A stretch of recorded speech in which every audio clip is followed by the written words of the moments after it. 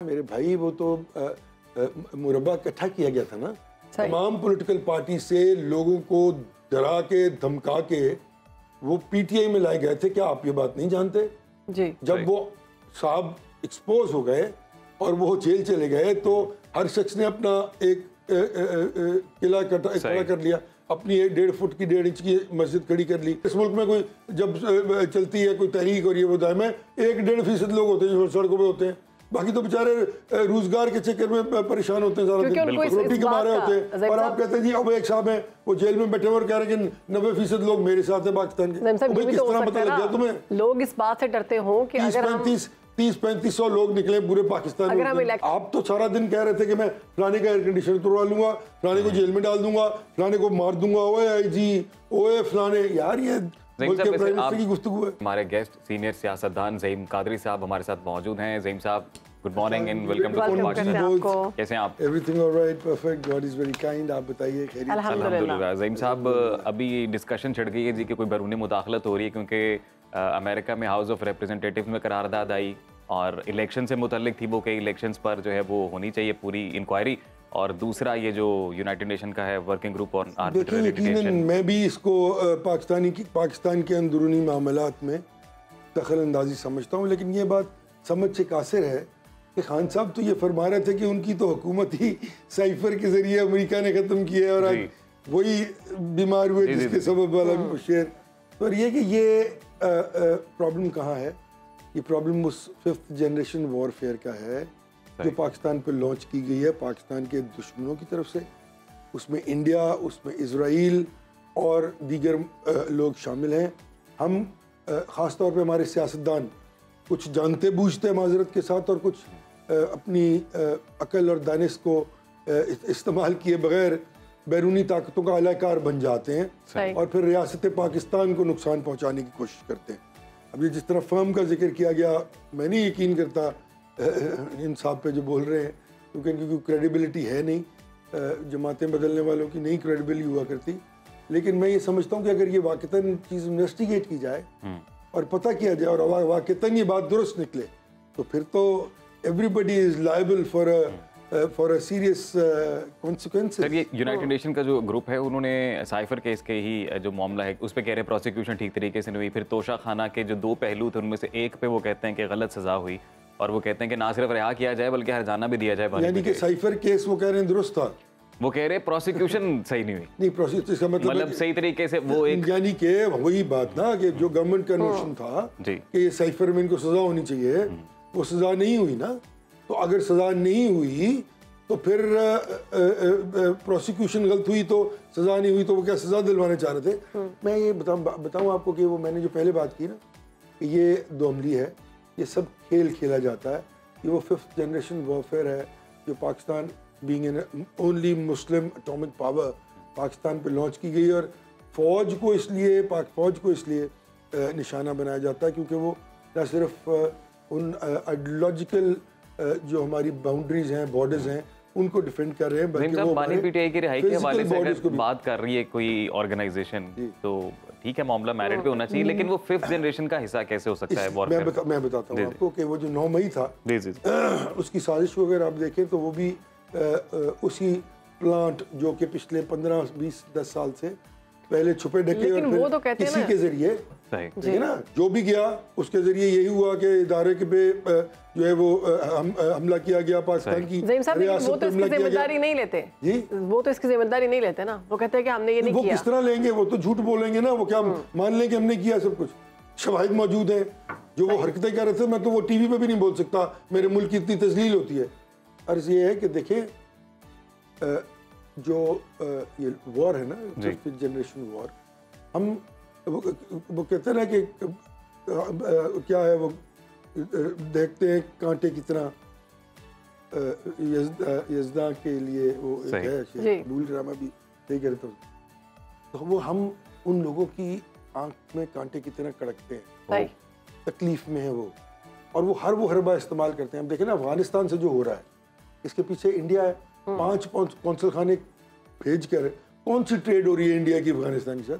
वो सिर्फ वहाँ पैसे भेजते हैं, वहाँ से वो लोग तैयार करते हैं और पाकिस्तान में इन्फिल्ट्रेशन होती है, पाकिस्तान में टेररिज्म होता है। तो यही हो रहा है ना, यही कर रहे हैं वो। अब उसको रोकने के लिए कौम को मुत्तफिक एक पेज पे होना पड़ेगा। यहाँ लीडरान जो है इस मुल्क के, उनकी अपनी नाक से आगे और अपने इक़्तिदार से आगे उनको नजर ही कुछ नहीं आता, और उनकी ईगो सेटिस्फाई होती रहे, चाहे वो जेल में बैठे हों, चाहे वो बाहर हों, चाहे वो वज़ीर आज़म हो। आपके मुआशी मसाइल हल होंगे तो वो किसी एक पेज पे मुत्तफिक हों। बात ये है कि जब आप वो, अब ये दोनों चीजें ये जो है वो एक दूसरे की जिद है। जब आप एक पेज पर होंगे तो ये भी बहुत बड़ा अमल है आपको मुआशी तौर पर बेहतर करने के लिए। देखिए सिस्टम्स को लेकर चलना, भूखे शख्स की सबसे बुनियादी रिक्वायरमेंट वो रोटी होती है, उसके बाद वो कुछ और सोच सकता है कि जिसके पेट में रोटी ना हो उसे दीन की बात भी मत करो। बिल्कुल अर्ज ये है, ये बात बिल्कुल दुरुस्त है, पर उसका कोई रास्ता तो लेके चलना है ना, उस रास्ते पे तो चलना है। अब आप देखें अगर इस मुल्क में कोई जब चलती है कोई तहरीक और ये वो दायम है, 1-1.5% लोग होते हैं जो सड़कों पे होते हैं, बाकी तो बेचारे रोजगार के चक्कर में परेशान होते हैं सारा दिन, रोटी कमा रहे होते हैं। और आप कहते हैं जी अब एक साहब है वो जेल में बैठे हुए और कह रहे हैं कि 90% लोग मेरे साथ है पाकिस्तान के। भाई किस तरह पता लग गया तुम्हें? लोग इस बात से डरते हो कि अगर 30-3500 लोग निकले पूरे पाकिस्तान में, अगर हम इलेक्शंस के लिए अगर हम बाहर निकल कर इनकलाब लाते हैं या किसी बात पर एहतजाज करते हैं तो हम गिरफ्तार हो सकते हैं, फिर हमारी गिरफ्तारी हो जाएगी, हमारा कोई पूछने वाला नहीं है, कोई हमें आजाद करवाने वाला नहीं है। बात है, ये तो फंडामेंटल राइट्स के खिलाफ है ना। एहतजाज तो आपका बुनियादी हक है अगर आपके साथ कहीं जुल्म हो रहा है, लेकिन एहतजाज वो जो आइन और कानून की हयूद में हो, पीसफुल, और आइन वो एहतजाज वो जिससे किसी दूसरे को जो एहतजाज नहीं कर रहा उसको तंगी ना हो, उसको नुकसान ना पहुंचे, हो नहीं सकता। और एहतजाज वो हो जो आपके इक़्तिदार के असूल के लिए, आपको पॉपुलर करने के लिए, ताकतवर बनाने के लिए ना हो। यानी कि आप जत्था इकट्ठा करें, 50-60 हज़ार लाख आदमी को पैसे दे दें या मिला लें और आप जाके इस्लामाबाद में कब्जा कर लें तो रियासत खामोशी से बैठी रहे। ये मजाक बंद होना चाहिए इस मुल्क में। मुल्क की सियासी सूरत हाल है, आप देख रहे हैं, इसमें बैनुल-अक़वामी मुदाखलत फितरी है या इसके पीछे कोई और कहानी है, और इससे पीटीआई को कितना फायदा हो सकता है? मेरे ख्याल में पीटीआई को तो नुकसान हो जाएगा इसका। अच्छा, क्योंकि ऑब्वियसली जब लोग ये देखेंगे कि बाहर की रियासतें जो है वो उनकी मदद को आकर खड़ी हो रही है और उन पर गुफ्तगू कर रही है, तो इसका ये मकसद नहीं लेना चाहिए लोगों को कि वो पाकिस्तान की कोई बेहतरी कर रहे हैं। क्योंकि अगर इमरान खान साहब ने पाकिस्तान की कोई बहुत बड़ी कामयाबी होती तो वो 4.5 साल में कर लेते ना। वो तो खुद इस बात को कन्फ्रंट करते रहे कि हमने अमेरिका से जान छुड़वानी है, हमने IMF से जान छुड़वानी, जो कि बात अच्छी है। फिर वो कहते हैं हमें करने नहीं दिया गया। नहीं, कौन नहीं करने दे सकता? आप वजीर आज़म है भाई, ये वही ड्रामा है जब आप फेल हो जाते हैं, जब आप अपनी इनकॉम्पिटेंस, करप्शन और डिसऑनेस्टी की वजह से फेल हो जाते हैं ये सियासतदान, तो फिर ये इदारों पे इल्जामात लगाने शुरू कर देते हैं। वो बताते हैं किसी इदारे का कसूर नहीं, भी ये सब इन सियासतदानों का कसूर है जो आज इस मुल्क की हालत है। कुछ अरसा ज़हीम साहब वो बताते हैं कि दौर इक़्तिदार में कोविड आ गया, जब वो इक़्तिदार में तब पता चला कि मुल्क के खजाने इतने खाली हैं, जब उसके लिए कोशिशें की गई, रेमिटेंसेस के ऊपर ये सारी मईशत चल रही थी। एक तो ये रजीम जो है, ये हर शख्स आके कहता है कि भाई मुल्क, मुझे तो खजाना खाली मिला, मेरे पास तो था कुछ। भाई आप जब प्रोग्राम कोविड भी आ गया, नहीं इस तरह नहीं ना, जिस तरह मेरी बैंक में देखिए, जिस तरह अगर वो कोई प्लानिंग कर रहे थे, कोई उनकी आइडियोलॉजिकल प्रपोजल्स थी पाकिस्तान को तरक्की की तरफ लेके जाने के लिए, तो क्या उनको नहीं पता था कि क्या हो रहा है? उनको सब पता था। लेकिन वो अपनी टीम मुसलसल शफल कर रहे थे। वो देखो वो फाइनेंस मिनिस्टर बहुत चेंज हो रहे थे। फिर उससे क्या हुआ? क्या कोई बेहतरी आई? नहीं आई। कितनी टैक्स कलेक्शन बढ़ी? नहीं हुई। 24,000 अरब रुपया आपने कर्जा लिया, भाई किधर गया वो बता दें। आप तो सारा दिन कह रहे थे कि मैं फलाने का एयर कंडीशनर तोड़वा लूंगा, फलाने को जेल में डाल दूंगा, फलाने को मार दूंगा, ओए IG, ओए फलाने। यार ये मुल्क के प्राइम मिनिस्टर की गुफ्तगू है। आप इतनी देर सियासत का हिस्सा रहे हैं और ये बताइएगा कि क्या वाकई सियासी जमातें बैरून मुल्क PR फर्म्स की मदद हासिल करती हैं? अभी ऑन चौधरी ने भी ये बिल्कुल करती हैं। सही, ये सब करते हैं क्योंकि इनको वहां से फंडिंग होती है, वहां पे एक्सपेट्रिएट्स को बेवकूफ बनाते हैं बेचारों को। सब करते हैं, आप कह रहे हैं? सब करते हैं जितने ये सब करते हैं और ये सब ये काम करते हैं। लेकिन ऑब्वियसली जहाँ ये देखिए, यहाँ पे अगर आप अपने मैटर को प्रमोट करने के लिए, अपनी प्रमोशन के लिए कोई काम करते हैं और वहाँ से वो फर्म जो है वो हायर की भी आपने, that is not a wrong thing. But अगर आप रियासत पाकिस्तान को डैमेज करने के लिए, अगर आप इस मुल्क की इस्टेब्लिशमेंट को कन्फ्रंट करने के लिए और रुसवा करवाने के लिए लोगों के आगे फिफ्थ जनरेशन वॉरफेयर का हिस्सा बनते हैं, तो you should be brought to task. तो सर, ये जो बैरून मुल्क फर्म्स जितने भी काम करती हैं, क्या वो इतनी इन्फ्लुएंशियल, इतनी बाअसर होती हैं कि वो हाउस ऑफ रिप्रेजेंटेटिव अमेरिका के वहाँ से भी करारदादे मंजूर करवा, वहाँ का सदर और अमेरिकन प्रेसिडेंट तक इलेक्ट करवा लेते हैं, वो प्राइम मिनिस्टर इंग्लैंड का इलेक्ट करवा लेते हैं, लॉबिंग और जो ये प्रमोशनल फर्म्स हैं, ये उन्हीं का ही काम है सारा जो होता है वहाँ।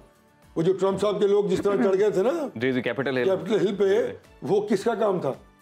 सही। वो वहाँ पे ये सिंडिकेट यानी पेड पीआर जो है वो अवेलेबल होती ही पेड पीआर है बेटा। यहाँ पे कौन है जो आइडियोलॉजिकल बुनियादों पे वोट मांगता है या कोई वोट देता है?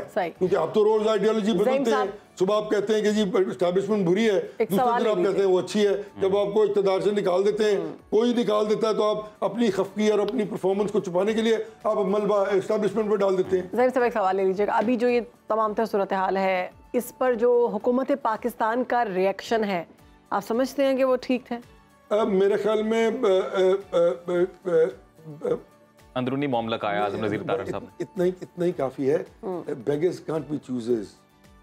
जिससे आपने पैसे मांगने जाना हो बीबी, आप उसको जाके ये तो नहीं कह सकते पैसे दे, this is not the way to do it, you know, you have to, कि दखल अंदाजी ने कर, प्लीज पैसे नहीं, प्लीज पैसे भी दे दें, और प्लीज सर ये ना करें।